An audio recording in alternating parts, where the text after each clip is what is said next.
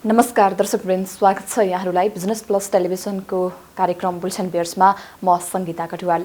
दर्शकवृन्द, हामी कार्यक्रम bulletin bears मार्फत हामी शेयर बजारमा भएका हरेक गतिविधिहरूको बारेमा यहाँहरूलाई जानकारी गराउँदै आएका छौँ र कोभिड-19 का कारण 98 दिनपछि खुलेको शेयर बजार र लगानीकर्ताहरूको समस्या, परिसूचकमा देखिएको उतार चढाव, सरकार नियामक निकायबाट भएका सुधारका प्रयास लगायतका विषयमा केन्द्रित रहेर आज हामी विभिन्न विषयमा केन्द्रित रहेर कुराकानी गर्नेछौँ भने बैंकका सहायक कम्पनीलाई ब्रोकर लाइसेन्स दिने विषयमा पछिल्लो समयमा भएको जुन कार्यलाई के कसरी लिएका छन् लगानीकर्ताहरूले भन्ने विषयमा केन्द्रित रहेर कुराकानी गर्नेछौँ। हामीसँग कुराकानीको लागि हुनुहुन्छ Manoj Budhathoki, CEO professional financial analyst हुनुहुन्छ। उहाँसँग कुराकानी गरौँ। स्वागत छ यहाँलाई कार्यक्रम बुलेटिन बियर्समा। धन्यवाद। हजुर, कार्यक्रममा सुरु गरिहालौँ। अहिलेको बजारको अवस्थालाई यहाँले कसरी हेरिराख्नु भएको छ? अहिलेको बजारको अवस्था कसरी विश्लेषण गर्नुहुन्छ यहाँले? बजार सेसनमा रहेको भएर बजारकै बारेमा नै थोरै जानकारी पहिले लिनु पर्यो। विश्वास छ अहिले सबै लगानीकर्ताहरू प्रशिक्षित भइसक्नु भएको छ, किनकि मार्केटमा हामी 1994 देखि सुरुवात गरे पनि अहिले आएर पछिल्लो 2008 देखिको बजार कन्टिन्यू एउटा बुल रनमा रहेको छ र म्याक्सिमम इन्भेस्टरहरू जुन एउटा बुलिस जोनमा बुल रनमा प्रॉफिट हुने सेसनको लागि लगानीकर्ताको जति पनि आकर्षण र इन्ट्री भएको छ र नेपालमा प्रविधिको विकास भनेको 2008 पछाडि तीव्र दरमा भइरहेको हो र यो सँगसँगै त्योभन्दा अगाडिको मार्केट भनेको खासै केही सीमित लगानीकर्ता बीचको एउटा कोलिसनबाट चल्ने गर्थ्यो भने 2008 पछाडि लगभग हामी अहिले 10-12 वर्षको दौडानमा फ्री मार्केटले नै प्राइस डिस्कभर गरिरहेको छ भनेर भन्न सक्छौँ। यस अर्थ मलाई विश्वास छ कि लगानीकर्ताहरू यो बीचमा 7-8 वर्षको लगानी अनुभव सबै धेरै लगानीकर्ताहरूसँग छ। तैपनि यो पछिल्लो समय 2 वर्षमा धेरै लगानीकर्ताहरू 2015 बाट 2000 जुन एउटा 16-18 को एकचोटि पिक पोइन्ट भयो, भोल्युम पनि एक्सेसिभ बढेको छ कि हामी 20-30 करोडको कारोबारबाट झन्डै 3-4 अर्बको कारोबारको टाइममा पुग्यौं।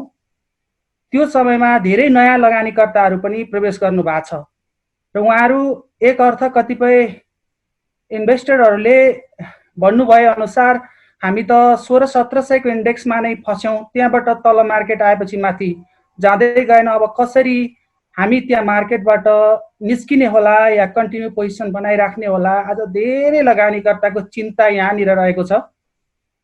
उहाँहरूले एउटा मार्केटको ट्रेन्डलाई राम्ररी इनडेप्थ एनालाइसिस नगरिकन कसैले सजेसन कमाउनु भयो, कमाइसके पछाडि उहाँले साथीभाइलाई भन्नुभयो कि शेयर बजार, नेपालको शेयर बजारमा लगानी गर्यो भने हामी छोटो समयमा नै राम्रो रिटर्न लिन सक्छौं, आउनु साथी भन्नुभयो। त्यो समयको कुरा थियो। उहाँहरू जसले उहाँहरूलाई इन्भाइट गर्नुभयो उहाँहरू एकदम जेन्युइन हुनुहुन्छ। त्यो बेला उहाँहरूले सही सल्लाह दिनुभयो कि 1500-1600 इन्डेक्स हुँदाखेरि पनि साथीहरूलाई उहाँहरूले रिक्वेस्ट गर्नुभयो। त्यही सबैको जोड बलले मार्केटमा झन्डै 3 अर्बको कारोबार, हामीले 3-4 अर्बको कारोबारसम्म पनि देख्न पायौं। त्यो सबै लगानीकर्ताको इफोर्टले सम्भव भयो र जब उहाँहरूले त्यो 1500 बाट ल नाफा खान थाल्नुभयो, 1600 इन्डेक्स पुग्यो, त्यहाँ नाफा खानुभयो, 1700 पुग्यो, नाफा खानुभयो। त्यस पछाडि उहाँहरूले हे नाफा कमाउने त बजार यही रहेछ, किन हामी अन्य बिजनेसमा लाग्ने भनेपछि आफ्नो पोर्टफोलियोलाई अब रिस्क हुन थाल्यो है, मैले धेरै नाफा खाइसकेँ, अब मैले मेरो पोर्टफोलियो घटाउनु पर्छ भनेर उहाँहरूले नाफा मात्र राखेर अनि बाँकी चाहिँ आफ्नो बिजनेसतिर डाइभर्ट गर्नुभएको भए उहाँहरू सेफ हुनुहुन्थ्यो। तर भइदियो कतिपय लगानीकर्ताको हकमा त्यही टाइममा उहाँहरूले थप फन्ड म्यानेज गर्नु भएर आफ्नो क्षमता भन्दा पनि बढी र बैंकबाट लोन लिएर समेत लगानी गर्नुभयो, जुन टाइममा अचानक त्यस पछाडि एउटा करिब हामी 2008बाट र्याली भएको मार्केट 2019तिर आइपुग्दा झन्डै झन्डै यो 11 वर्षको समयमा 10-11 वर्षको टाइम हामीले पास गर्दै थियौँ र हामीलाई लागिरहेको थियो कि अब कुनै पनि समय रिभर्सल ट्रेन्ड सुरु हुन सक्छ है, किनकि एउटा हरेक इकोनोमीको एउटा साइकल हुन्छ, त्यो भनेको करिब 10 देखि 12 वर्षमा देखा पर्ने गर्छ। त्यो 10 देखि 12 वर्षको साइकल हामी फेजमा छौँ। अब रिस्कमा छ मार्केट भन्दा भन्दै केही बजारमा नाम कलिएकै लगानीकर्ता विश्लेषकहरू धेरैजनाले यस बिचमा जुन भोल्युम बढ्यो, भोल्युम एनालाइसिस गरेर मार्केट 2400 पुग्छ, 4200 पुग्छ, 8000 पुग्छ भनिदिनु भयो। त्यो बजारको विश्लेषणको पछाडि धेरै लगानीकर्ताहरू एउटा न्यू कमर इन्भेस्टरहरूले पनि त्यो कुरालाई ट्रस्ट गर्नुभयो र उहाँहरूले ठुलो रूपमा आफूलाई चाहिँ बाहिरबाट ऋण खोजेर पनि लगानी गर्नुभयो। सँगसँगै फेरि मार्केट एउटा रिभर्सल ट्रेन्डबाट फेरि रिकभरी ट्रेन्डतिर गयो र एउटा सर्टेन पोइन्टबाट फेरि 1600सम्म बिचमा गयो। त्यो पछाडि अचानक मार्केटमा फेरि मार्केट एउटा 1888 को प्रिभियस हाईलाई रिच गर्ने टार्गेटतिर जाँदै थियो र 1888बाट के हुन्छ त, अल टाइम हाईमा फेरि पुगिसकेपछि हामी कतै 10-12 वर्षको एउटा इकोनोमिक फेज पनि पार गरिसकेका छौँ र यस पछाडि अब बजार के हुन्छ भनेर सोच्ने टाइममै अब लगभग भोल्युम एनालाइसिस गर्दाखेरि लगभग एकदमै कारोबारमा 3-4 अर्बको कारोबार डे बाई डे आउन थालेपछि एकदमै टेक्निकल एक्सपर्टहरू, मार्केटमा धेरै पुरानो अनुभव कमाइसक्नु भएको साथीहरूले ठुलो रूपमा रकम 1500 देखि 1600 को इन्डेक्स हुँदाखेरि लगानी गर्नुभएको छ, ताकि यसले अब आउटब्रेक दिन्छ। 1888 लाई अल टाइम हाईलाई ब्रेक गरेर मार्केट अब 2400 नै हो अन्तिम टार्गेट, पहिलो टार्गेट भन्ने हिसाबले यो त एउटा बटम लाइनको हाम्रो इन्भेस्टमेन्ट हो भनेर ठुलो रूपमा इन्भेस्टमेन्ट गर्नुभएको छ। जुन पोइन्ट भनेको 1500 देखि 1700 को बिचमा उहाँहरूले ठुलो रूपमा हाम्रो कारोबार भएको छ। त्यो भनेको झन्डै मार्केटमा 70 अर्ब करिबको टर्नओभर हामी त्यहाँनिर त्यो क्यालकुलेट गर्ने हो भने 60-70 अर्बको कारोबार टर्नओभर हामी देख्न पाउँछौँ। र त्यो बिचमा अब मार्केट 2400 माथि क्रस गर्ने हो कि भन्ने आशले जसले लगानी गर्नुभएको थियो उहाँहरूले त्यो समयमा अचानक मार्केट एउटा बुल रेसमै थियो, अचानक एकदमै हाई भोल्युम सहित विथ हाई भोल्युम ट्रेडिङ, जुन समयमा मार्केटमा दिनको 3 अर्बभन्दा बढीको कारोबार हुँदै मार्केट माथि जाने क्रममै थियो, अचानक कोरोनाको संक्रमणको विश्वव्यापी माहौल सुरु भयो। त्यही सँगसँगै मार्केट अचानक अहिले एउटा त्यस पछाडि डाउनफलको सिचुएसनमा छ र अहिले हामी डाउनफल, अब यो डाउनफल चाहिँ सर्ट टर्म रिकभरी, यो करेक्सन फेज हो अथवा कन्टिन्यू यो डाउनफलको एउटा चाहिँ हामी इकोनोमिक साइकल अन्तर्गत पर्छ भनेर अहिले विश्लेषण गरिराखेको अवस्था छ।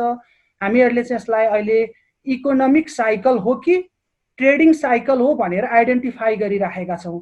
यदि ट्रेडिङ साइकल हो भने यो मार्केट रिकभरी फेजमा फेरि जाने सम्भावना देखिरहेको छ भने यो अब इकोनोमिक साइकलको एउटा प्रभावभित्र पसिसक्यो भने यो मार्केट अब एउटा अलिकति केही लामो समय, किनकि योभन्दा अगाडि नै पनि कमर्सियल इन्डेक्समा लगानी गर्ने, ब्याङ्किङ इन्डेक्समा लगानी गर्ने लगानीकर्ताहरू अलरेडी उहाँहरू लामो रिसेसन फेज त उहाँहरूले पार गरिसक्नु भयो। उहाँहरूको न ब्याज उठेको छ न त त्यो डिभिडेन्डले उहाँहरूको इन्भेस्टमेन्टको रिटर्नले खासै कभर गरेको अवस्था छैन। बिचमा ब्याज एकदमै महँगो थियो, 17-18% पनि पुगेको थियो। त्यो कन्डिसनमा उहाँहरूले चाहिँ ब्याङ्कबाट जहाँबाट उहाँहरूले लोन लिनुभएको थियो त्यो लोन लिएको अमाउन्ट चाहिँ ब्याज तिर्दै उहाँहरू करिब 5-6 वर्ष 6-7 वर्ष त यस्तो प्यानिक सिचुएसनमा हुनुहुन्छ कि अहिले पनि ब्याङ्किङ इन्डेक्स माथि गएकै होइन।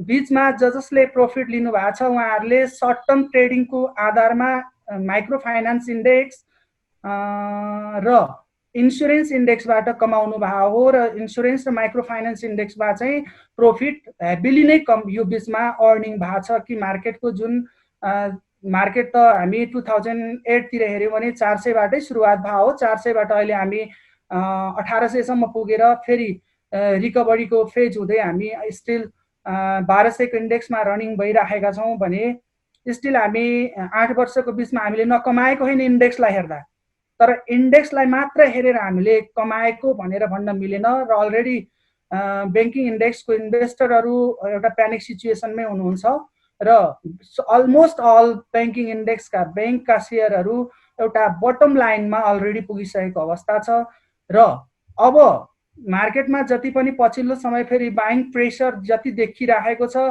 यसमा चाहिँ अहिले पनि माइक्रो फाइनेन्स इन्डेक्सहरू पनि माइक्रो फाइनेन्स नै पनि र अब इन्सुरेन्सहरूतिर आकर्षण अनि केही एउटा यस्ता म्यानुफ्याक्चरिङ कम्पनीहरू जसको फन्डामेन्टल एनालाइसिस स्ट्रेन्थ केही पनि छैन त्यस्ता कम्पनी जस्तै शिवम सिमेन्ट जस्ता कम्पनीहरू पनि एकदमै हेभिली ओभर पर्फर्म गरिरहेको अवस्था छ। यसलाई हेर्दा फेरि एकपटक लगानीकर्ताहरू कतै एउटा ट्र्यापमा पर्न सक्ने होइन भनेर पनि एउटा रिस्क एनालाइसिस गर्नुपर्ने अवस्था छ। ओभरअल मार्केट इन्डेक्स भित्रका सबै सेक्टरहरू प्यारालेली ग्रोथ हुनु त्यो मार्केटको लागि कम रिस्कको अवस्था हो भने एउटा मात्र सेक्टरको इन्डेक्स अत्यधिक माथि जानु भनेको त्यो रिस्कको अवस्था हुन्छ। त्यसलाई लगानीकर्ताले अहिले एकदमै विचार पुर्याएर हेर्नुपर्ने परिस्थिति छ। पछिल्लो समय बुल ट्रेन्डको सङ्केत देखाएको बजारमा बुलिस ट्रेन्ड आउने सम्भावना कस्तो छ के कस्तो छ यहाँको विश्लेषण?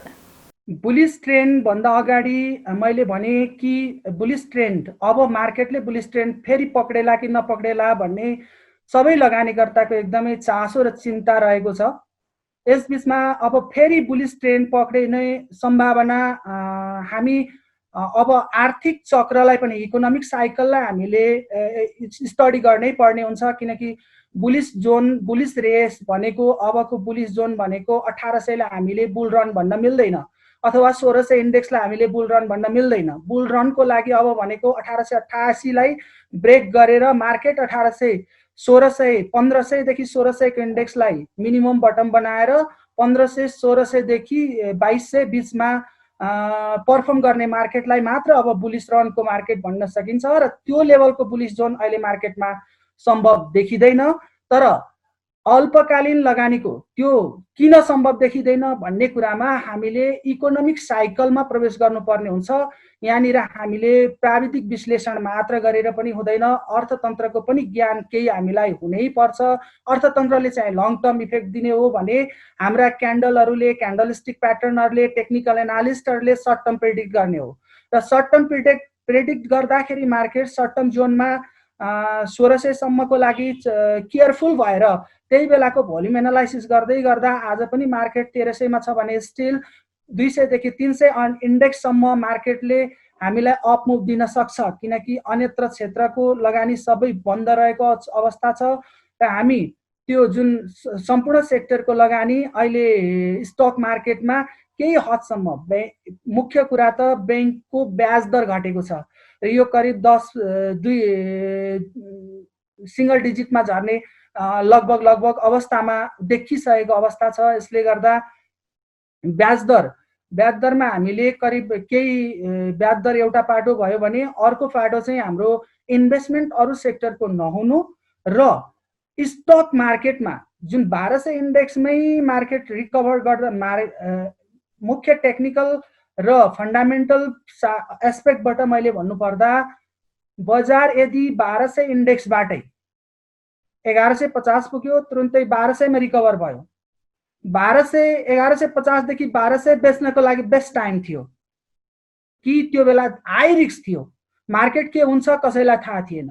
1200 इन्डेक्सबाट मार्केट 800 इन्डेक्समा पनि झर्न सक्ने चान्सेस थियो। त्यो रिस्क छँदै थियो बजारमा।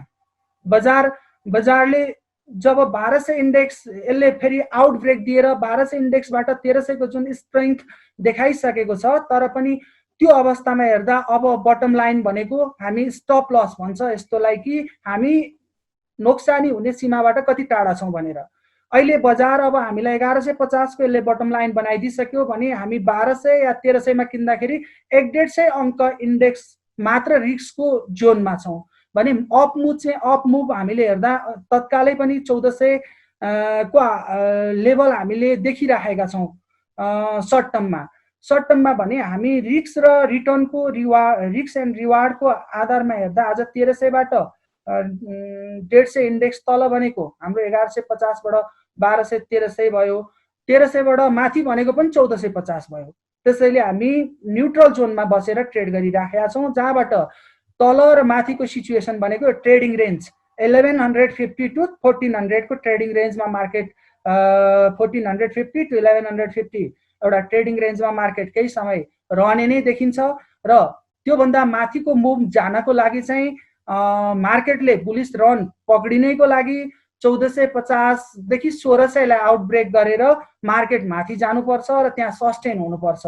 भोल्युम एकदमै धेरै आउनुपर्छ कि 4 अर्ब 3 अर्ब अस्तिको जुन 3 अर्बको भोल्युम थियो त्यो 3 अर्बको भोल्युमलाई आउटब्रेक गर्नुपर्छ र मार्केटले त्यहाँनिर त्यो लेभलमा गएर सस्टेन गर्यो भने अनि हामी लङ टर्म बुलिस जोनमा हामी छौँ भनेर पोजिसन होल्ड गरेर लामो समयको लागि हामीले धैर्य गर्ने हो।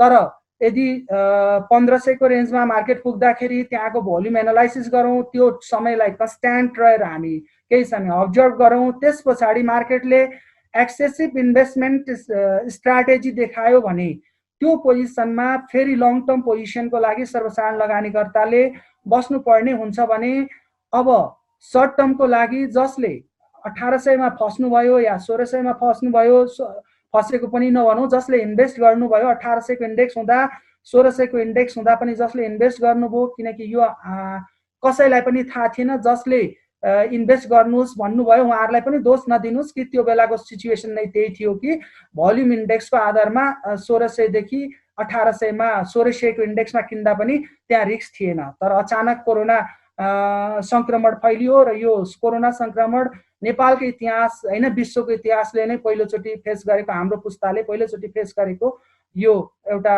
महामारी हो। त्यसैले यसको इम्प्याक्ट कति समयसम्म रहला या यसले कति लामो समयसम्म इकोनोमीलाई हिट गर्ला, त्यो अब हामी इकोनोमिक साइकलतिर प्रवेश गर्नुपर्ने अवस्था आएको छ। त्यसैले इकोनोमीको स्टडी नगरिकन 1500 को इन्डेक्सभन्दा माथि गएर ओभर एक्साइटेड भएर फेरि किन्नु भनेको हाम्रो लागि उच्च जोखिम मोल्नु हो। तर 1500 को इन्डेक्ससम्म को लागि आज पनि 1300 बाट 1500 भनेको 200 पोइन्ट अझ स्टिल त्यो बीचमा भोल्युमलाई हेरेर अब धेरै क्लेभर इन्भेस्टरहरूले 1450 कै टार्गेटमा निक्लिने कोसिस गर्छन्। त्यो 1450 को टार्गेटमा निस्किने बजार छोड्ने क्रममा बजारले कस्तो रियाक्सन दिन्छ, कुन भोल्युममा मार्केटमा ट्रेड हुन्छ, त्यसलाई हामीले नजिकबाट निहाल्नु जरुरी छ। र अब यो समय कति जान्छ, जस्तो हामी त्यही 1450 के इन्डेक्समा मार्केट अरु 4 महिना गयो भने 4 महिना 5 महिना पछि फेरि त्यो बेलाको प्रेजेन्ट इकोनोमिक सिचुएसनलाई हामीले नजिकबाट निहाल्न पाउँछौँ भने त्यो बेला फर्दर कस्तो डेभलपमेन्ट हुन्छ त मार्केटमा प्रोग्रेस, मार्केटको रिसेन्ट ट्रेन्ड सँगसँगै इकोनोमिक फन्डामेन्टल एनालाइसिस। अब 1 महिना पछाडि बैंक वित्तीय संस्थाका रिपोर्टहरू आउन सक्छन्, धेरैको अनुमान छ नराम्रो आउँछ, तर हामीले पहिले नै नराम्रो आउँछ भनेर फोरकास्ट गरिसकेका छौँ भने त्योभन्दा तुलनात्मक रूपमा राम्रो पनि आइदिन सक्छ। यी विभिन्न फ्याक्टरहरूले हामी चाहिँ त्यहाँनिर अब मार्केट के हुन्छ भनेर एकदम सेन्सिटिभ भएर हेर्ने बेला छ। र सर्वसाधारण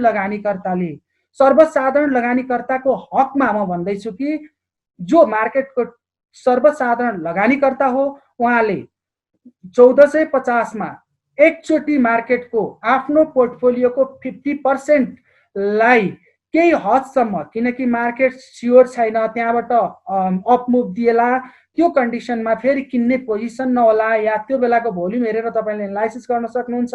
तर 1450 देखि 1500 या 1450 को रेन्जमा तपाईले आफूले धेरै नै केयरफुल हुन जरुरी छ र त्यो पोइन्टमा आफ्नो कसरी आफूले आफूलाई फाइनान्शियली म्यानेज गर्नु भएको छ त्यो तपाईलाई मात्र थाहा छ। तपाईको रिस्क, सर्वसाधारण इन्भेस्टरको रिस्क बियरिङ क्यापासिटी कति छ भन्ने कुरा कुनै पनि एनालिस्टलाई थाहा हुँदैन।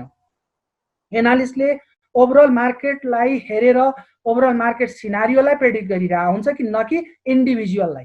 त्यसैले इन्डिभिजुअलले आफ्नो रिस्क बियरिङ क्यापासिटी कति छ त्यो चाहिँ इन्डिभिजुअलले नै एकदम आफूलाई आफ्नो जोखिम वहन गर्न सक्ने क्षमता, रिस्क बियरिङ क्यापासिटी राम्ररी आफूलाई मूल्याङ्कन गरेको हुनु पर्यो। त्यो भयो भने उहाँले एटलिस्ट आफूलाई 50% लिक्विडिटी सहित 1450 देखि 1500 को बीचमा मार्केट चल्छ भने त्यो बेला आफूलाई 50% लिक्विडिटी सहित सेफ राख्नु पर्ने हुन्छ। किनकि 1450 बाट फेरि रिभर्सल भएर मार्केट कन्टिन्युएसन प्याटर्नमा तलै गयो भने फेरि मार्केट एकचोटि केही करेक्सन नहोला भन्न सकिन्न। त्यो कन्डिसनमा फेरि भोलि मार्जिन कल मेन्टेन गर्नुपर्ने अनि ओभर एक्साइटेड भएर 200 इन्डेक्स तपाईँको अहिले 1300 मा किनेको 1500 पुग्यो भने यो त घरखेत हाल्ने ठाउँ रहेछ अनि काहीँ प्रफिट छैन यहीँ भनेर त्यो आफ्नो क्षमता चाहिँ 100 को छ तर 100 अरू लोन लिएर फेरि थप्नु भयो भने उहाँहरूले लामो समयसम्म धेरै पीडा भोग्नु पर्ने परिस्थिति पनि बन्न सक्छ किनकि स्टक मार्केट हो, no knows about the future. आज जे छ त्यसको आधारमा बोलिराखेको हुन्छ हरेकले भने भोलिको भविष्य त कसैलाई पनि थाहा छैन के हुन्छ। त्यसैले अब उहाँहरूले एउटा सर्वसाधारण लगानीकर्तालाई अहिले बढी सजेस्ट गर्नु र उहाँहरूलाई अलिक बढी सतर्क गराउनु जिम्मेवारी ठानेर मैले यो इन्डेक्स भनेको हो कि 1450 देखि यो लेभल चाहिँ अलिकति बढी सेन्सिटिभ लेभल हो 1450। अहिले तपाईँ 1300 को इन्डेक्समा हुनुहुन्छ, आत्तिहाल्नु पर्ने परिस्थिति पनि भएन, तर आजको दिनमै तपाईँले लिक्विडिटी मेन्टेन गरिसक्नु भएको छ कि 50% लिक्विडिटी मेन्टेन गरिसक्नु भएको छ, तपाईँ सेफ जोनमा रहेर अब म आउने वर्ष घटोस् बजार 800 सम्म पुगोस्, आउने दशकमा 2-4 वर्षै मार्केट तल होस् ताकि मैले किन्ने अवसर पाऊँ भनेर तपाईँ बस्ने परिस्थिति छ भने अहिले फेरि मार्केटमा पुनः पम्पिङ नगर्नुहोस्। र जब तपाईँ अलरेडी 100% पोर्टफोलियो प्याक गरिसक्नु भएको छ भने पोर्टफोलियोलाई 1450 मा तपाईँ रिलिज गर्नुहोस्। एटलिस्ट मार्केटमा तपाईँ 50% आफ्नो पोर्टफोलियो बनाइराख्नुहोस् कि मार्केट भोलि तपाईलाई 800 इन्डेक्समा आए पनि ह्याप्पी बनाउन सकोस् बजारले र भोलि बजार त्यहाँबाट बढेर तपाईको 2400 पुग्यो भने पनि तपाईँ ह्याप्पी बन्न सक्नुहुन्छ। यहाँनिर पोर्टफोलियो म्यानेजमेन्टको सबैभन्दा बेस्ट स्ट्राटेजी भन्दैछु म कि 1415 बाट 1400 टु 1450 जुन पोइन्टमा तपाईले एउटा बेस्ट स्ट्राटेजिक पोइन्ट हेरेर त्यहाँबाट आफूलाई 50% रिलिज गरेर फन्ड म्यानेज गर्नु भयो भने तपाईले 100% प्याक गर्नु भएको छ पोर्टफोलियो भने 1800 मा बेच्नुहुन्छ, तर 1800 मा नबेच्नुस्, त्यसलाई आउटब्रेक दिन्छ कि दिँदैन हेर्नुस्। तपाईँ बाद 2400 मा बेच्न पाउनुहुन्छ कि आफ्नो, त तपाईले 1300 को 1450 को 1500 इन्डेक्समा पुगेर बेच्नु भन्दा त तपाईले 1800 मा किनकि रिस्क फ्री हुनुहुन्छ तपाईँ वेट गरेर बस्नुहोस् भने 1800 को इन्डेक्समा तपाईले बेच्न पाउँदा तपाईलाई जति 100% पोर्टफोलियो रिटर्न दिन्थ्यो त्यति नै तपाईलाई 50% पोर्टफोलियो रिटर्न दिन सक्छ भने रिस्क फ्री भएर तपाईँ ट्रेड गर्ने कोसिस गर्नुहोस् सर्वसाधारण लगानीकर्ताको हकमा। तर जो अब स्ट्राटेजिक प्लेयर हो, मार्केटको की स्ट्राटेजिक प्लेयर हो, टेक्निकल एनालिस्ट हो, उहाँहरूले त हरेक दिनको भोल्युमलाई हेरेर कुन बेला पोजिसन बनाउने कुन बेला निक्लिने उहाँहरूलाई पर्फेक्ट रूपमा थाहा हुन्छ। त्यसैले मैले पोर्टफोलियो म्यानेजमेन्टको strategy only for new investor, genuine इन्भेस्टरको लागि मात्र यो सजेस्ट गरिराखेको छु, न कि कोही टेक्निकल एनालिस्ट या बजारको मार्केट की स्ट्राटेजिक प्लेयरको लागि। र आउने दिनमा यदि सर्वसाधारण लगानीकर्ताले स्टक मार्केटमा लागेर कमाउन चाहनुहुन्छ भने आउने दशक नै तपाईको लागि गोल्डन अपर्च्युनिटी छ। Don't miss that opportunity. आउने दशक के अर्थमा तपाईलाई गोल्डन अपर्च्युनिटी बन्न सक्छ भने अहिले तपाईले इन्भेस्ट गर्नुहोस् आफ्नो क्षमता अनुसारको र पोर्टफोलियो बनाउन सुरु गर्नुहोस् र आउने तपाईलाई 2-4 वर्ष अब मार्केटले किन्ने अवसर दिइरहनेछ किनकि हामी इकोनोमीको हिसाबमा एउटा साइकल हामीले क्रस गरेका छौं कि 2008 बाट 2020 करिब अराउन्ड 12 इयर्सको हामीसँग एउटा इकोनोमिक साइकल कम्प्लिट भएको छ र यस पछाडिको एउटा इकोनोमिक साइकलमा हामी प्रवेश गर्दै छौं जुन अवस्थामा ग्लोबल इकोनोमिक रिसेसनको पनि त्यो एउटा सिक्वेन्स मिलेको थियो कि 2008 बाट 2012 मा आइपुग्दा 20 मा आइपुग्दा 2008 मा ग्लोबल रिसेसन भएको थियो, मन्दी, आर्थिक मन्दी। 2008 मा त्यो ग्लोबल रिसेसन भएको थियो। त्यो ग्लोबल रिसेसन पछाडि पनि 12 वर्षको जर्नी कम्प्लिट भइसक्यो। अब फेरि 2020 आइराखेको छ। यही नजिक नजिक अर्थतन्त्रले फेरि इकोनोमीले अब कन्सोलिडेसन मोडमा जाने हो कि ग्लोबल इकोनोमी भन्ने एउटा ग्लोबल इकोनोमिक एनालाइसिस भइराखेकै अवस्थामा यो कोरोना आइदियो। त्यसैले अहिले ग्लोबल इकोनोमी एकचोटि रिकभरीको फेजमा डाउन भएर केही अहिले हरेक सरकारसँग हामी चाहिँ एउटा उच्च घाटा सरकारी घाटा जुन बजेट मेन्टेन गर्न पनि उच्च सरकारी घाटा जुन बजेट घाटा त्यो पनि पब्लिक डेफिसिट पब्लिकबाट र फोरेन जुन लोनबाट चाहिँ हामी चल्ने भनिराखेका छौं। तर हरेक सरकारसँग अरु देशको सरकारसँग अहिले पनि रिजर्भ फन्डहरु छ सफिसियन्ट रिजर्भ फन्डहरू छ, उहाँहरूले त्यही रिजर्भ फन्डलाई अहिले मार्केटमा मोबिलाइज गर्नुभएको छ र त्यो रिजर्भ फन्डहरू सकिसकेपछि सम्ममा पनि कोरोना सङ्क्रमण ले एउटा निकास पाएन र विश्वमा एउटा चाहिँ फेरि यो इकोनोमीले एउटा सस्टेन गर्ने वे पाउन सकेन भने अहिलेको जुन मनी फ्लो छ, अमेरिकाले पनि अहिले अब हरेक नागरिकलाई, सिटिजनलाई ग्लोबल इकोनोमीको जुन लिडर इकोनोमिक इन्डिकेटरको रूपमा अमेरिका रहेको जुन देश छ, अमेरिकाले पनि अहिले जति सक्दो मार्केटमा मनी फ्लो गरिराखेको छ। यो मनी फ्लो गरिराखेको कारणले अहिले ग्लोबल इकोनोमिक रिसेसनको सम्भावना कम छ भनिराखिएको छ, तर यसले इकोनोमिक बबल जुन एउटा बेलुन फुलाउने काम, इकोनोमीलाई फेरि फुलाउने काम मात्र गरिराखेको छ। मान्छे काम नगरी घरमै बसेर भत्ता खाइराखेको अवस्था छ। विश्वमा अहिले डेभलप कन्ट्रीतिर प्रोडक्सन भन्दा पनि घरमै रहेर सरकारको कोषबाट पैसा लिने काम भइराखेको छ। यसले प्रोडक्टिभिटीलाई एकदम जिरो गरिराखेको छ। यसले लङ टर्ममा इकोनोमिक ग्लोबल इकोनोमिक रिसेसनको चान्सेस एकदम बढिराखेको परिस्थिति छ। त्यो ग्लोबल इकोनोमिक रिसेसनको हाम्रोमा के इम्प्याक्ट पर्छ त भन्ने कुरा, किनकि 2008 को ग्लोबल इकोनोमिक रिसेसनमा हामीलाई nothing effect was there. There is no correlation between economy and the global recession. That time, particular specific of that time, 2008, त्यहाँ चाहिँ हामीले कोरिलेसन खोज्दाखेरि पर्टिकुलर त्यो टाइमको मार्केट मोमेन्ट स्टक मार्केटसँग जोडेर हेर्दा त झन् साह्रो बिल्कुलै हाम्रो कोरिलेसन नै देखिएन कि हाम्रो इकोनोमी ग्लोबल इकोनोमी रिसेसनतिर थियो, तर हामी चाहिँ अपवार्डतिर थियौँ। स्टक इन्डेक्सलाई नै हामी शेयर बजारलाई नै अर्थतन्त्रको सूचक ऐना मान्ने हो भने भनिन्छ। शेयर बजार भनेको अर्थतन्त्रको ऐना हो, तर त्यो ऐना हेरेर बोल्ने हो भने बिल्कुलै कोरिलेसन थिएन, सम्बन्ध नै थिएन कि विश्व अर्थतन्त्र र नेपाली अर्थतन्त्रको त्यहाँ सम्बन्ध थिएन। तर त्यसो भन्दैमा सधैँ सम्बन्ध हुँदैन भन्ने हुँदैन, किनकि अर्थतन्त्रले एक ठाउँमा पुगेर फेरि एउटा बिन्दु पक्रिन्छ र त्यही सँगसँगै हामी त्यो बेलाको र अहिलेको अलिकति सिनारियो पनि फरक छ भनेर बुझौँ, किनकि हामी कम्प्लिटली ग्लोबल इकोनोमीसँग टाई अप भइसकेका छैनौँ। हाम्रो करेन्ट अकाउन्ट कन्भर्टिबल छैन, हामीले डलरमा अकाउन्ट खोल्न पाउँदैनौँ। हाम्रा सिटिजनलाई बाहिरको स्टक इन्डेक्समा लगानी गर्नको लागि अलाउ गरिएको छैन। यी विभिन्न कारणहरूले गर्दा हामी ग्लोबल इकोनोमीसँग डाइरेक्टली लिङ्क नभएका हौँ, तर आजको दिनमा त्यो छैन। हामी केही खुल्ला भइसकेका छौँ कि जसको एकचोटि बाहिर गएर विदेशमा केही डलर कमायो भने उसलाई डलर अकाउन्टमा जहाँसुकै पनि लगानी गर्ने छुट हुन्छ र धेरै लगानीकर्ताहरूले यो एउटै मात्र सीमित बजारमा कति रहने कि अब ग्लोबल मार्केटमा पनि हामी डाइभर्ट हुनुपर्छ भनेर ठुला लगानीकर्ताहरूको ग्लोबल मार्केटमा पनि इन्भेस्टमेन्टको प्लेटफर्म उहाँहरूले तयार पार्नु भएको छ। यस अर्थ भोलि ग्लोबल रिसेसन आइदियो, बाहिरको मार्केट धेरै नै डाउन भयो भने नेपालको ठुल्ठुलो स्ट्राटेजिक प्लेयरहरूले यहाँबाट मार्केटबाट इन्भेस्टमेन्ट झिक्न सक्ने चान्सेस पनि हुन सक्छ।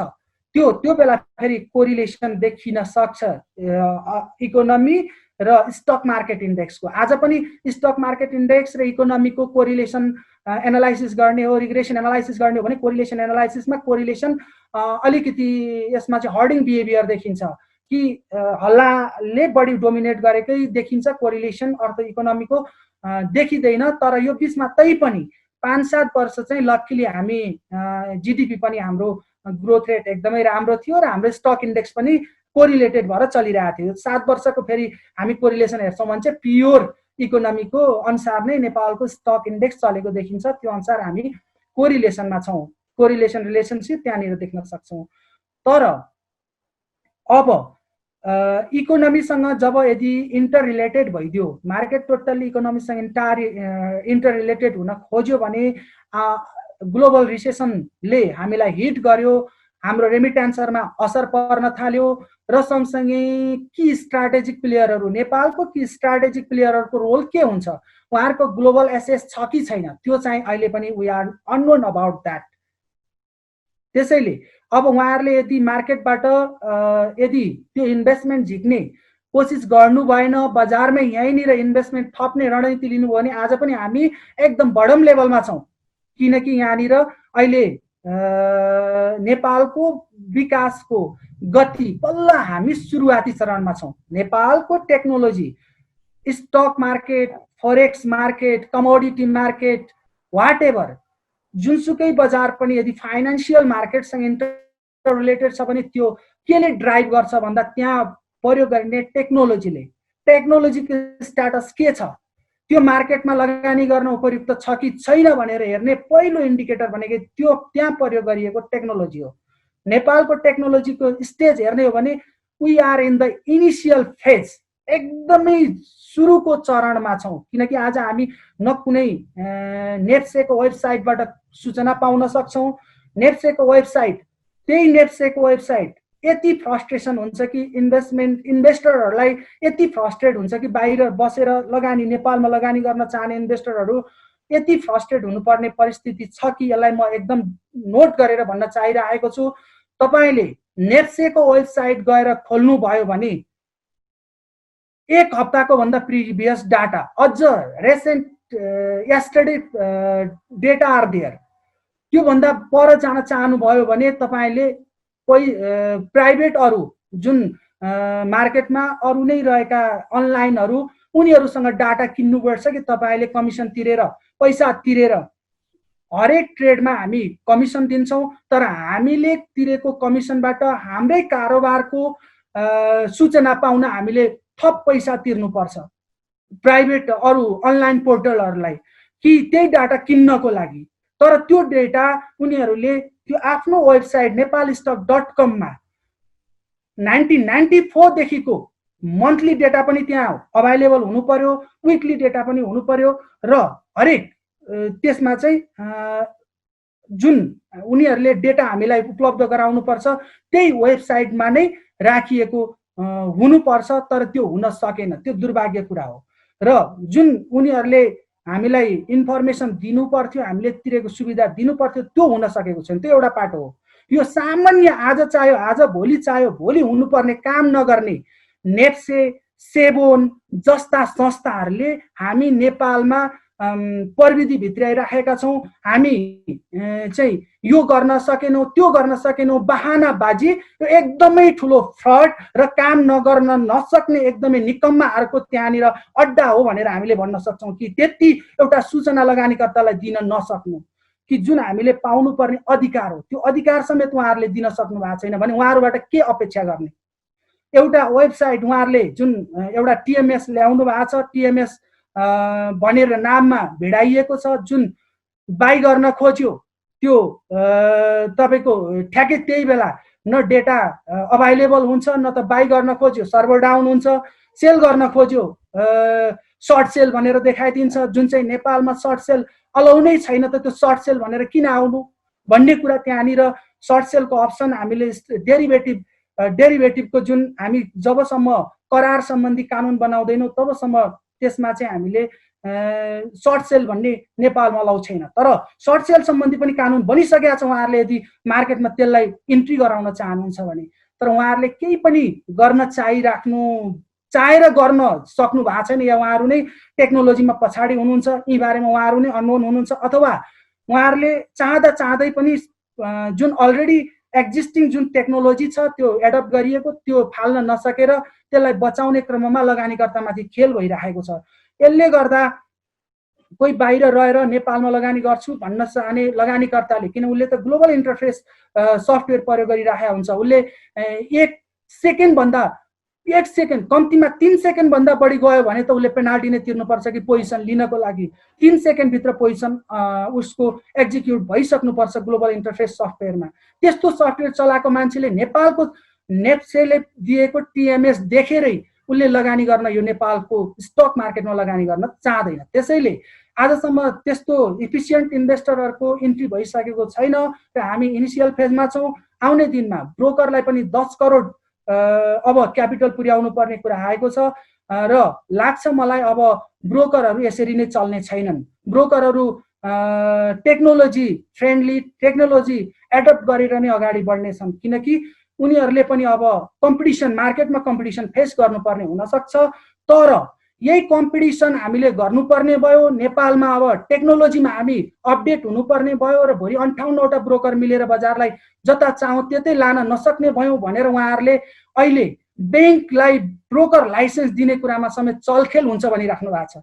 यो एकदमै ऱ्यासनल होइन, यो एकदमै जायज होइन। किनकि ब्याङ्कले ब्रोकर लाइसेन्स स्वयं इन्भेस्टरले ब्रोकर चलाएको छ कि ठुल्ठुलो इन्भेस्टरहरू जो मार्केटको कि स्ट्राटेजिक प्लेयरहरू हुनुहुन्छ उहाँहरूको कुनै न कुनै माध्यमबाट ब्रोकर कम्पनीमा इन्भेस्टमेन्ट डाइरेक्ट होस् इन्डाइरेक्ट होस् तर उहाँहरूको ब्रोकर फर्महरू आफ्नै छ भने उहाँहरूबाट कारोबार गर्दा चाहिँ ब्रोकर फर्मले इन्साइडर नहुने।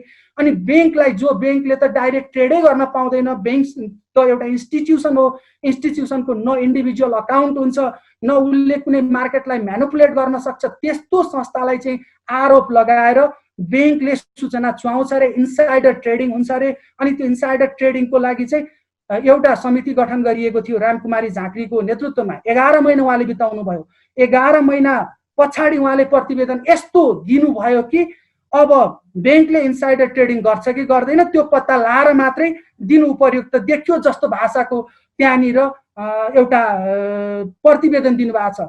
यो भनेको प्रविधिको हकमा यदि अब एउटा आशा छ कि तत्कालै एउटा अर्थ समिति भन्ने पनि छ त्यहाँ, त्यो अर्थ समितिले भोलि यदि मार्केटमा अर्थ समितिले लगानीकर्ताको फेभरमा 16 लाख लगानीकर्ताको पक्षमा निर्णय लिदियो र यसलाई उहाँले दिएको प्रतिवेदनले आशय यही हो भनेर बङ्ग्याएर दिनु भन्ने आशय हो भनेर दिन चाह्यो भने हाम्रोमा स्टक अब ब्याङ्क वित्तीय संस्था पनि ब्रोकरको रूपमा कम्पिटिसनमा आउने सम्भावना छ भने यदि त्यो भाषालाई उहाँले टेकेर फेरि खेल्न चाहनुभयो भने हामी अब दशकौं पछाडि प्रविधिमा हामी दशकौं पछाडि गयौँ र प्रविधिमा हामी दशकौं पछाडि जानु भनेको अबको नेपालको स्टक मार्केट भनेको अब 10 वर्ष कम्तीमा 5 वर्ष रिसेसनमा जानु हो। यो कुरो आजको दिनमा म बोल्दैछु कि अब यदि हाम्रो चाहे ब्रोकरले नै यसलाई युजर फ्रेन्डली सफ्टवेयर ल्याओस् या त ब्याङ्क वित्तीय संस्थासँग प्रतिस्पर्धा गर्दै जाओस् भन्ने मेरो आशय हो। निजी ब्रोकरहरूले यसरी 58वटा ब्रोकरले मिलेर जुन मार्केटमा एउटा सिन्डिकेट कायम गर्नु भनेको यो एकदमै मार्केट ओपन मार्केट इकोनोमीमा हामी काम गर्दैछौँ कि हामी पुँजी क्यापिटल मार्केट भनेको यो ओपन मार्केट इकोनोमी बेस्ड एउटा एन्टिटी हो र यसलाई जुन केही सीमित व्यक्तिहरूले मिलेर जुन मार्केटलाई कन्ट्रोल गर्न चाहनुहुन्छ भने उहाँहरू टोटली ओपन मार्केट एक्टिभिटिजको अगेन्स्टमा हुनुहुन्छ र उहाँहरूले बजारलाई दुर्घटनातर्फ लाँदै हुनुहुन्छ र अब आउने रिसेसन जुन हाम्रो ग्लोबल इकोनोमीले हाम्रो इकोनोमीलाई हिट गरिदियो भने आउने दिनमा हामीले अब यो इकोनोमीमा चाहिँ सम्भावना एकदम कम देखिरहेको छ। यहाँले भन्नुभयो कि नियमनकारी निकायले गरेको कामप्रति सन्तुष्ट छैनौँ भनेर भन्नुभयो। नियमनकारी निकायले गर्नुपर्ने काम र गर्नुपर्ने सुधारहरू के देख्नुहुन्छ यहाँले? नियामक निकायले गर्नुपर्ने सुधार भनेको सबैभन्दा मुख्य कुरा भनेकै अहिलेको अवस्थामा भनेको प्रतिस्पर्धी क्षमताको विकास गर्ने, बजारलाई टेक्नोलोजी फ्रेन्डली बनाउने, त्यहाँभित्र युज हुन सक्ने म्याक्सिमम मार्केटलाई लिक्विड गराउनको लागि चाहिने इन्स्ट्रुमेन्टहरूको विकास गर्ने। जस्तो कि हामीलाई मार्जिन फेसिलिटी भनिएको छ। किन चाहियो मार्जिन फेसिलिटी? तपाईँ अब 10% 20% एडभान्स मार्जिनमा चाहिँ स्टक डेरिभेटिभ ट्रेड गराइदिनुहोस्। मार्जिनको 80% लगानीकर्ता आफैले लिक्विडिटी पाउँछ। त्यहाँबाट स्टक डेरिभेटिभमा जानु पर्यो, डेरिभेटिभ इन्स्ट्रुमेन्टहरू लन्च गर्नु पर्यो। त्यहाँबाट मार्केटमा सर्ट सेल मार्केटलाई लिक्विड गराउने हो भने आजको दिनमा अब चाहिँ स्टक मार्केट डिलरको रूपमा उहाँहरूले नागरिक लगानी कोषलाई इन्ट्री गराउँदै हुनुहुन्छ। भोलि कर्मचारी सञ्चय कोष आउला, अर्को कोष आउला, या त उहाँहरू अब फेरि मार्केटबाट नेपालको नियम हो आउन आँटेकोले पनि किन्ने या नकिन्ने त उहाँको हातमा छ। त्यो भोलि मार्केटमा आज प्रवेश गर्यो भन्दैमा किन्छ भन्ने पनि छैन। उहाँहरूले 2 वर्ष झुलाइदिन पनि सक्नुहुन्छ। तर त्यो परिस्थितिको फेस गर्नको लागि आजको दिनमा नियामक निकायले हामी एकदमै अब इफिसियन्ट मार्केट मेकानिजमलाई ड्राइभ गर्ने खालको इफिसियन्ट मार्केट बनाउने खालको प्रविधि टेक्नोलोजी हामी ल्याउँछौँ। लगानीकर्तालाई भनेर लगानीकर्तालाई तत्कालै एउटा आश्वस्त गराउनु पर्यो। होइन भने नेपाल स्टक एक्सचेन्जकै विकल्प तत्काल खोज्नु पर्यो धितोपत्र बोर्डले। धितोपत्र बोर्डले भनेको नेप्सेलाई सजेस्ट गर्ने हो, तिमी सुध्र, तिमी राम्रो सफ्टवेयर ल्याऊ। जुन नेपाल स्टक एक्सचेन्ज जसले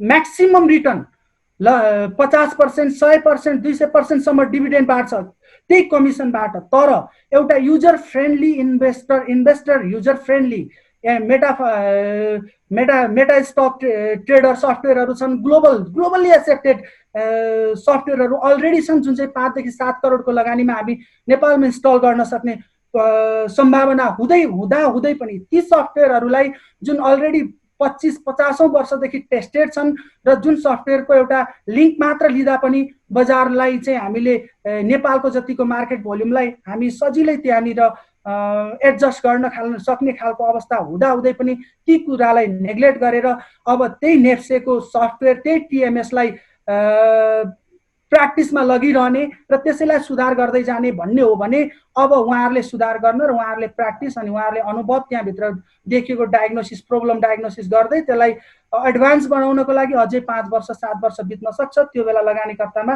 फ्रस्ट्रेसनको लेभल म्याक्सिमम हुँदाखेरि मार्केट दुर्घटनामा जान सक्छ। यो मार्केट दुर्घटनाबाट बचाउने अबको आज 2 दिनलाई हेरेर होइन, अबको दशकमा बजार कहाँ पुर्याउने भनेर उहाँहरूले यदि डिटरमाइन गर्नुहुन्छ, लगानीकर्तालाई बचाउनु छ भन्नुहुन्छ भने सेबोनले तत्कालै स्टक डेरिभेटिभको कन्सेप्ट, नयाँ इन्स्ट्रुमेन्टहरू कसरी दिन सकिन्छ, मार्केटमा कसरी लिक्विडिटी क्रिएट गर्न सकिन्छ जस्ता कुराहरूको तत्काल रिसर्च गरेर मार्केटमा लन्च इम्प्लिमेन्ट गर्नेतिर जानु पर्यो। बजारलाई उहाँहरूले गर्न सक्ने भनेको नियमनको दायरा एउटा पाटो थियो र यदि अब बैंक वित्तीय संस्थाले लाइसेन्स पाउँदैमा टेक्नोलोजी आइहाल्छ भन्ने होइन, तर बैंक वित्तीय संस्था लगानीको लागि नडराउने र उनीहरूले ब्रोकरसँग यदि प्रतिस्पर्धी नमिलिकन उहाँहरू सेल्फ बैंकले चाहिँ ब्रोकर फर्मसँग कम्पिटिसनको हिसाबमा ब्रोकर फर्म आफैमा नै उसले इन्भेस्ट गर्नुपर्छ, ब्रोकर फर्मले नै प्रविधिमा लगानी गर्ने हो, ब्रोकर फर्मले कमिसन मात्र लिने होइन। यो आधारमा हेर्दा नेपालको धेरै मैले केही अगाडिका अनलाइन मिडियाहरूको न्युज प्लस त्यहाँ डिबेट पनि देखेको थिएँ कि नेपालमा स्टक मार्केटमा गरिएको कमिसन, नेपालमा तिरिने ब्रोकरलाई तिरिने कमिसन दक्षिण एसियाकै कसैले सस्तो भनेर रिपोर्ट निकाल्नु भएको छ, कसैले त्यो चाहिँ ब्रोकरको तर्फबाट आउने भयो भने सस्तो अनि लगानीकर्ताको तर्फबाट त्यो रिपोर्ट आउने भयो भने त्यो महँगो रिपोर्ट आउने गर्छ।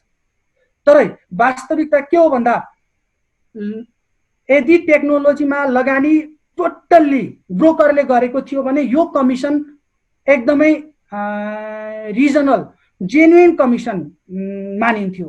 तर ब्रोकरले कति पनि प्रविधिमा लगानी नगर्ने, नेप्सेले दिएकै त्यही टिएमएसलाई आफ्नो सफ्टवेयरको रूपमा युज गर्ने, जिरो कस्टमा चलाइरहने अनि त्यही 50,000 60,000 महिनाको कति तिर्नुपर्छ त्यो लिङ्कको लागि त्यो तिरेर उहाँहरूले चाहिँ त्यही सफ्टवेयरमा निर्भर रहने हो भने यो 0.60 0.50 कमिसन भनेको धेरै नै बढी हो, धेरै नै यहाँ 0.30 भन्दा बढी कमिसन हुनै हुँदैन।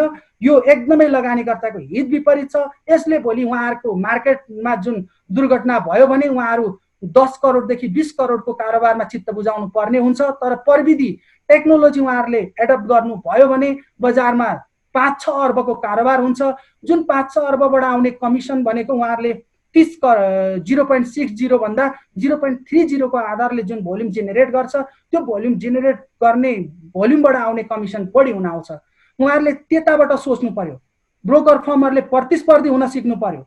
एउटा म चाहिँ कुनै एउटा चिज तपाईको खोल्न गए भने कुनै कुराहरू मैले सोधेँ भने ब्रोकर फर्ममै एउटा टेक्निकल एक्सपर्ट छैन, त्यहाँ हरेक ब्रोकर फर्ममा एकजना टेक्निकल एक्सपर्ट हुनु पर्यो। मार्केटलाई लगानीकर्तालाई एजुकेटेड गर्नको लागि उहाँहरूको मुख्य भूमिका हुनु पर्यो। कतिपय ब्रोकर फर्ममा त अकाउन्ट कसरी खोल्ने होला, टिएमएसमा यो समस्या आयो कसरी सल्भ गर्ने भन्दा म पहिले सोधेर अनि उत्तर दिन्छु भन्ने खालका ब्रोकर फर्महरू पनि छन्। अब बजारले तिनीहरूलाई फिल्टर गर्नु पर्यो र अब बैंक वित्तीय संस्थाका जुन सहायक कम्पनीले पनि ब्रोकर लाइसेन्स पाउनु पर्यो र ब्रोकरले पनि प्रतिस्पर्धी भएर आफूलाई युजर फ्रेन्डली भएर अलरेडी उहाँहरूसँग कस्टमरको नेटवर्क ठुलो छ, त्यो कस्टमरको नेटवर्कलाई बचाउनु पर्यो, आफ्नो लगानीकर्तालाई बचाउनु पर्यो र बजारलाई बचाउने जिम्मा अबको भनेको ब्रोकरको हो। किनकि बैंक त आइसकेकै छैन। बैंक वित्तीय संस्थाले त भोलि लिक्विडिटी एउटा नयाँ इन्भाइरोमेन्टका साथ न्यू इनर्जी दिएर मार्केटमा फेरि नयाँ एउटा बाइङ प्रेसर क्रिएट गर्नको लागि रोल खेल्ला। आजको दिनमा बजार बचाउने जिम्मा ब्रोकर कम्पनीको हो र यो बजारलाई प्रविधि मैत्री बनाउन सकियो, तत्कालै गर्नुपर्ने बजारमा गर्ने सुधारहरू गर्न सकियो भने बजार योभन्दा तल नजाने सम्भावनामा एउटा रहेको अवस्था छ। तर यदि बजारमा टेक्नोलोजी हामीले एडप्ट गरेनौँ, टेक्नोलोजीलाई हामी सधैँ ब्याकमा राख्यौँ र जुन ब्रोकर कम्पनीले पनि खेलिरहने र अनि उहाँहरूकै चाल अनुसार अरू नियामक निकायहरू पनि नाचिरहने, अनि यी जुन गठन गरिएका रमिते जुन एउटा प्रेरित भन्न पनि मन लाग्यो अहिले त मलाई, यी यस्ता समितिहरू त्यही नाटकमा नौटङ्कीमा बजारलाई ध्वस्त पार्ने काम गरियो भने बजारले धेरै नराम्रो दुर्घटना भोग्नु पर्ने हुन्छ।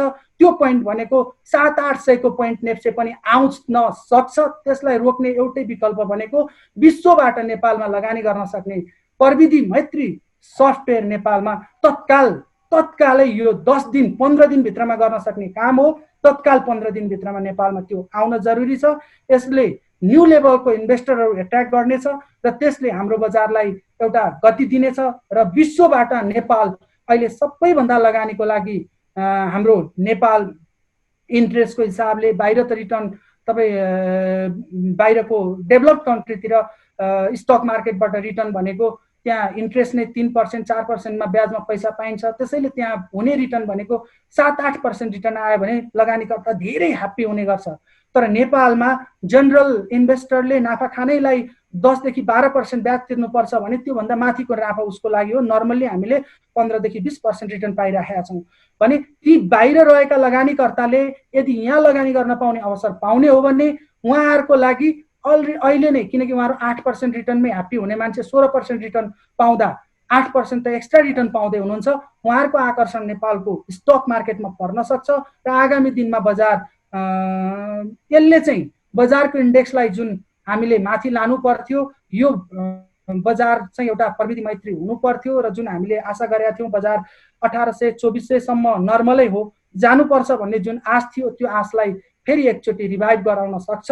तर यदि हामी टेक्नोलोजी फ्रेन्डली हुन सकेनौँ, फेरि ब्याक जान खोज्यौँ, नौटङ्की गरेर जुन समिति के को नारामा चाहिँ हामी रुमल्ली राख्यौँ भने हामीले हाम्रै आफ्नै प्लेटफर्म ध्वस्त पार्दैछौँ र हामीले बजारलाई चाँडै नै 1-2 वर्षभित्रमै दुर्घटनातर्फ लाँदैछौँ। यो कुरा सबैले बुझ्न, एकदमै इनडेप्थ एनालाइसिस गर्न, मनन गर्न जरुरी छ। मेरो जुन मार्केटमा हामीले देखेको भोगेको कुराहरू भनेको यस चिजहरू मैले भन्ने त मुख्य टेक्नोलोजी नै हो। अब जमाना टेक्नोलोजीको हो, लगानीलाई आकर्षित गर्ने भनेको टेक्नोलोजीले हो।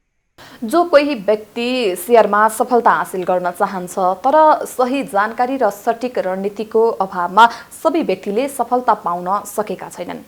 यहाँको विचारमा अहिलेको जुन अवस्थामा शेयर बजारमा शेयर किन्ने समय सही हो भन्ने छैन। अनि म नयाँ हो, म कसरी प्रवेश गर्ने भन्नेलाई म के भन्न चाहन्छु भने आजको दिनमा तपाईँ 1 लाख लगानी गर्ने तपाईँको हैसियत छ र म हरेक वर्ष चाहिँ 20,000 या 50,000 लगानी गर्न सक्छु भन्ने तपाईँ सोच्नुहुन्छ भने हरेक वर्ष तपाईँको लगानी थप्दै जाने क्षमता छ भने आज तपाईँ 1 लाखमा 80,000 को सेयर किन्नुहोस्, हरेक वर्ष थप्दै जानुहोस्। होइन तपाईसँग हरेक वर्ष थप्ने क्षमता छैन तर अहिले वान टाइम इन्भेस्ट गर्छु भन्नुहुन्छ भने 50% अहिले 20 to 30 अझ 30% चाहिँ अहिले इन्भेस्ट गर्नुहोस्। त्यस पछाडि वेट गर्नुहोस्, हरेक अपर्च्युनिटीमा हरेक समयमा हरेक वर्ष किन्दै जानुहोस्। त त्यस पछाडि तपाईँ राम्रा कम्पनी पहिले सिलेक्ट गर्नुहोस्, पोर्टफोलियोमा बेस्ट 10 कम्पनी छान्नुहोस्। कमर्सियल इन्डेक्सलाई तपाईँ वेट 40% दिनुहोस्। आजको 50% चाहिँ कमर्सियल इन्डेक्सहरूलाई राम्रा ब्याङ्क छानेर ब्याङ्किङ सेक्टर एकदमै तल्लो लेभलमा छ, यसमा तपाईँ 50 to 60% पोर्टफोलियो बनाउनुहोस्। 40%लाई तपाईँ लाइफ इन्सुरेन्स, त्यस पछाडि नन लाइफ र थर्डमा तपाईँ माइक्रो फाइनान्स आफ्नो पोर्टफोलियोमा इन्क्लुड गर्नुहोस्। बिस्तारै तपाईँ आफूलाई इन्भेस्ट गर्दै जानुहोस् र 8 वर्ष अबको तपाईँ 6 वर्ष लगानी गर्ने अवसर पाउनुहुन्छ। त्यो 6 वर्ष पछाडि तपाईँले सेयरको भोल्युम क्याल्कुलेट गर्नुहोस्। त्यस पछाडि तपाईँको इन्भेस्टमेन्ट थोरै थोरै गर्दै क्युमुलेटिभ भएर एउटा अङ्कमा पुगिसकेको हुन्छ र बल्ल 7 वर्षको अनुभव पछाडि तपाईँ सेकेन्डरी मार्केटमा प्रवेश गर्नुहोस्, जहाँ तपाईँले अनि टेक्निकल एनालाइसिस पनि हेर्न सक्नुहुन्छ, अरू फन्डामेन्टल एनालाइसिस पनि गर्न सक्नुहुन्छ। यो 7 वर्ष मैले किन भन्दैछु भन्दा तपाईँले 2 महिनाको 1 महिनाको ट्रेनिङ लिएर पनि तत्कालै तपाईलाई लाग्न सक्छ कि म त यी पुराना भन्दा धेरै एक्सपर्ट भइसके र मैले अब बजारमा आज नै सबै लगानी गर्नुपर्छ भन्ने पनि लाग्न सक्छ। तर यो एकदमै भ्रम हो, किनकि टेक्निकल एनालिस्टहरूले अलमोस्ट विश्वको ग्लोबल रिसर्चले के देखाउँछ भने टेक्निकल एनालिस्ट मध्ये 10% ले मात्रै कन्टिन्यू प्रॉफिट बनाइरहेका हुन्छन् भने 90% लगानीकर्ता मध्ये 10% लगानीकर्ताले सिजनल प्रॉफिट कमाइरहेका हुन्छन् भने 80% टेक्निकल एनालिस्टहरू अहिले पनि लसमा छ भन्ने नै रिसर्चले देखाएको छ। र कसले कमाउँछ त भन्दा जो पोर्टफोलियो इन्भेस्टमेन्ट गर्छ, जसले पोर्टफोलियो स्ट्राटेजिक इन्भेस्टमेन्ट गर्छ र अनुभव सहित टेक्नोलोजीको प्रयोग गर्छ अथवा टेक्निकल चीजहरूको प्रयोग गर्छ, उसले चाहिँ यो बजारमा कमाउने चान्सेस हुन्छ। त्यसैले तपाईले सर्ट टर्मको ट्रेनिङ काहीँ लिनुभएको छ, टेक्निकल एनालाइसिस, क्यान्डलस्टिक चार्टहरू, आरएसआई, मुभिङ एभरेज, दुनिया इन्डिकेटरहरू हुन्छन्। यी इन्डिकेटर भनेको मास साइकोलोजीलाई रिप्रेजेन्ट गरेर बनाइएको एउटा इन्डिकेटर हो, जसको सही प्रयोग गर्न सक्यो भने यसले सूचना सही दिने गर्छ। तर यो सर्ट टर्मको लागि बढी प्रिफर गरिन्छ। त्यसैले लङ टर्म स्ट्राटेजी बनाउनुस्, इकोनोमीसँग अलिक बढी इन्टिग्रेटेड हुनुस्। इकोनोमीको हिसाबले हामी अलिकति लङ टर्मसम्म के हुन्छ भन्ने स्योर पोजिसनमा छैनौँ, किनकि हाम्रोमा अहिले नेपालको बजेट घाटा एकदमै ठुलो ग्रेट एउटा टेन्सनको विषय भइरहेको छ। यहाँ त अर्थमन्त्री विषय विज्ञ हुनुभएको कारणले उहाँले अर्थतन्त्रलाई टिकाइराख्नु भएको छ। तर यदि अन्य त्यस्तै खाले तरिकाले उहाँले धेरै चलाखी गरिराख्नु भएको छ, किनकि उहाँ पब्लिक डेब्ट उठाउँदै हुनुहुन्छ। देशको बजेट, देशको खर्च चलाउनको लागि उहाँ जनतासँग ऋण उठाउँदै हुनुहुन्छ र यो जनतासँग ऋण उठाउनु भनेको अर्थतन्त्र लङ टर्ममा ठुलो दुर्घटनामा पनि पर्नु हो, किनकि जनताले मोबिलाइज गर्ने, प्रोडक्टिभ सेक्टरमा लगानी गर्ने पैसा सरकारले कर्मचारी पाल्न लगिरहेको छ जनताबाट उठाएर। यो एकदम ठुलो दुर्घटनाको संकेत हो। र यो बजेट घाटा जुन बढेको छ, यो बजेट घाटा जुन 3 वर्षमा, विगतको 3 वर्षको बजेट घाटा हेर्नुभयो भने यो विगतको 50 वर्षको भन्दा बढी छ। हामी संघीयतामा त्यसरी फेलर भइरहेका छौँ कि संघीयताले बढाएको खर्च हो, यो अर्थमन्त्रीले बढाएको खर्च होइन। फेरि अर्थमन्त्रीलाई मात्र दोष दिएर यहाँ उम्किन सक्ने अवस्था छैन, किनकि यहाँनिर जुन संघीयताले हामीले खर्च बढायौँ, यो खर्च भनेको विगत 50 वर्षमा बेहोरेको हाम्रो बजेट जुन पब्लिक डेब्ट हामीले जति उठाउनु पर्थ्यो त्योभन्दा बढी त हामीले विगत 3 आर्थिक वर्षमा उठाउनु परेको परिस्थिति छ। र आज कर्मचारी खर्च यसरी बढेको छ कि जुन धान्नको लागि हामीले जनतासँग ऋण उठाउनु पर्ने अवस्था हुँदैछ।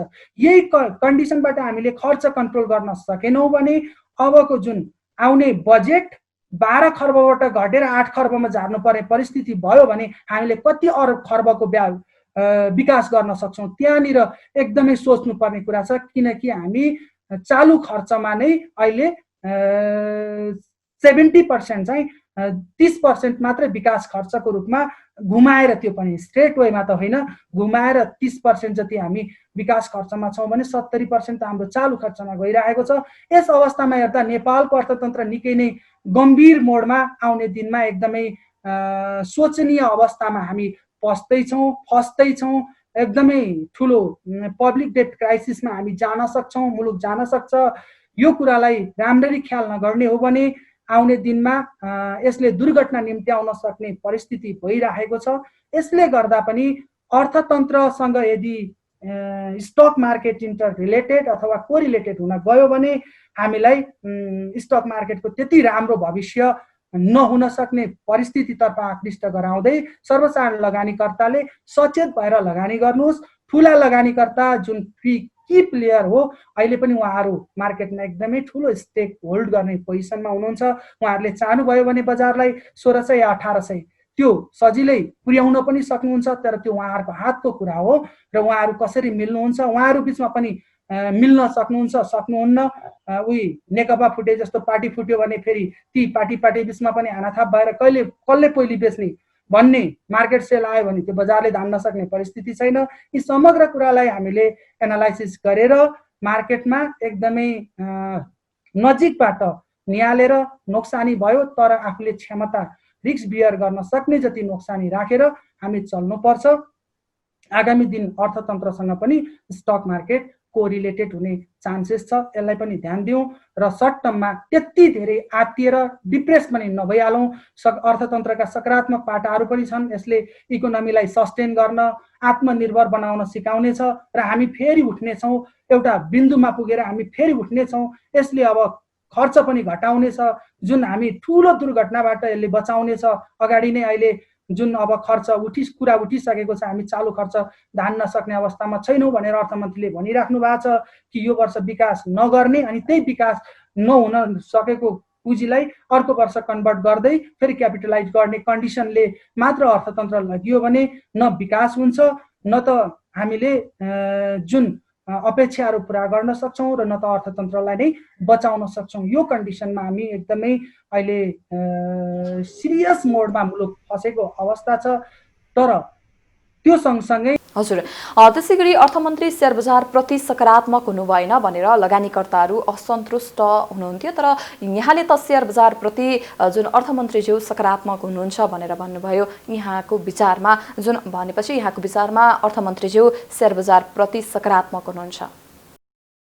अर्थमन्त्रीको प्रयास एकदमै म्याक्सिमम उहाँको राम्रो इफोर्ट छ। यो बिचमा उहाँले राम्रो इफोर्ट देखाइदिनु भएकै कारणले आज सिआइटी स्टक डिलरको रूपमा प्रवेश गरेको, बन्नुपर्ने कानुनहरू सबै रेडी अवस्थामा बनेर बसेका छन्। नेपालमा स्टक डेरिभेटिभ जस्ता इन्स्ट्रुमेन्टहरूको जुन योभन्दा 12 वर्ष अगाडिबाट निरन्तर बजेटमा प्रवेश गरेको कुरा, स्टक डेरिभेटिभको कुरा, कमोडिटी डेरिभेटिभको कुरा जुन नियमनको प्रक्रियामा आयो त्यो भनेको कमोडिटी डेरिभेटिभ भन्दा पनि मुख्य कुरा डेरिभेटिभको नियमन सम्बन्धी एउटा नियम हो र त्यसले पनि स्टक मार्केटको नियमलाई स्टक मार्केटमा प्रयोग हुने इन्स्ट्रुमेन्टहरूलाई युज गर्न सक्ने बाटो खुलाइदिनु भएको छ। उहाँहरूले गरेका इफोर्टहरू एकदमै राम्रा छन्, तर हामीले के अपेक्षा गर्यौँ भने उहाँले केही चलखेल गर्ने ग्रुपको भाषा बोलिदिनुहोस् कि मार्केट तुरुन्तै 1800-2400 पुग्छ भनेर उहाँले बोलिदिनुहोस् र 2400-2500 मा हामी बेच्न पाऊँ। यो गलत मानसिकताको शिकार भएर मात्र आजको अवस्था हो र अर्थमन्त्रीकै कारणले अर्थतन्त्रमा आज जुन एउटा केही हदसम्म उहाँको चलाखीले, तर यो धराप हो, यसरी लानु अर्थतन्त्रलाई फेरि त्यहाँ चाहिँ गल्ती भइरहेको छ। उहाँले क्लियर कुरा बाहिर ल्याइदिनु जरुरी छ र पब्लिक डेब्टबाट जुन खर्च उहाँले देशको खर्च चलाउन थाल्नु भएको छ यो एकदमै चिन्ताको विषय भएको छ, तर म्यानेजेबल लेभलमा उहाँले गर्नुभएको छ। अरू कोही भएको भए अहिलेको अवस्थामा पनि पब्लिक डेब्ट जुन एक्सपेक्टेसनहरू थियो वृद्ध भत्ता बढाउने दुनियाँ राजनीतिक पपुलर बजेट ल्याएको भए अहिले पनि पब्लिक डेब्ट मात्र 6-7 खर्बको माथि जान्थ्यो। त्योबाट उहाँले जोगाउनु भएको छ र अर्थमन्त्रीलाई मात्र दोष दिएर स्टक मार्केट अब भाग्न सक्ने कन्डिसनमा छैन। उहाँका राम्रा पक्षहरूको पनि स्टक मार्केटले अब मूल्याङ्कन गर्न जरुरी छ। दर्शकवृन्द, हामीसँग हुनुहुन्थ्यो कुराकानीको लागि Manoj Budhathoki, CEO professional financial analyst हुनुहुन्थ्यो र उहाँले जुन पनि पछिल्लो समयमा कोरोनाको कारणले बजार जुन अहिले डाउनफलको अवस्थामा रहेको, त्यसै गरी 100% क्षमताको विकास गर्नुपर्ने नियमनकारी निकायले, त्यसै गरी बजारमा टेक्नोलोजी फ्रेन्डली बनाउनु पर्ने लगायतका विषयमा केन्द्रित रहेर कुराकानी गर्दै हुनुहुन्थ्यो भने जुन शेयर बजारका लागि चाहिने इन्स्ट्रुमेन्टहरूको विकास गर्नुपर्ने, नियमनको दायरा फराकिलो पार्नुपर्ने लगायतका विषयमा केन्द्रित रहेर हामीसँग कार्यक्रम बुल्स एन्ड बियर्समा कुराकानी गर्दै हुनुहुन्थ्यो। आजलाई कार्यक्रम बुल्स एन्ड बियर्स यति नै। हेर्दै रहनुहोला business plus television, business plus, business first. नमस्ते।